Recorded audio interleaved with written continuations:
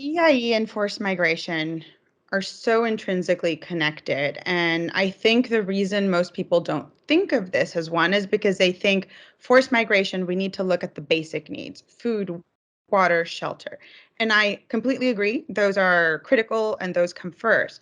However, when your whole life has been uprooted and all of a sudden you're in an unfamiliar place, you may have lost loved ones, you don't have friends. Let's take the case of Ukraine for an example right now, since it's a very current situation.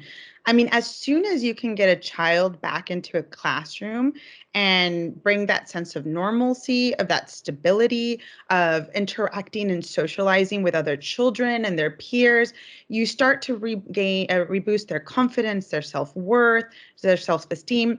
So you immediately start to heal. And so I think what people don't see is they don't see that that education side really protects children from all those security risks, but also starts dealing with their well-being and their mental health. So it's not just, oh, we're putting them in a classroom and we want them to learn literacy and numeracy. We're putting them in a classroom so that they can start to really rebuild everything that they've lost. And I don't think that's something that people think of off the top of their head. We work in Greece. We work in refugee camps as well as urban centers, but also with the formal systems. So, first of all, not all children have access to the formal education system. So that's why we're in so many different settings, because some are in urban settings, some are in camps, et cetera. But now you're in a classroom, right? Let's just pretend we're in a classroom in Athens. And you might have six different languages that are native tongues for these children. So you might have French and Arabic and, multiple different languages, but they might not speak Greek. But the Greek system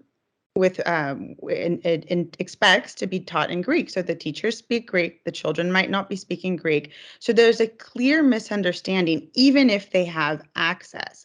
But then that's just education at large. So let's just step back a moment and think about, okay, these children have really endured things that most adults shouldn't have even endured. So now they're in this toxic stress, perpetual chronic stress. So when they're there, they might not even be prepared to learn. So they're not even ready to learn. And now they're learning in a language that's unfamiliar to them. So really, there's a huge disconnect. So how do you bridge that factor, especially seeing that education is so important and it really provides this hub for safety and security and being able to protect children?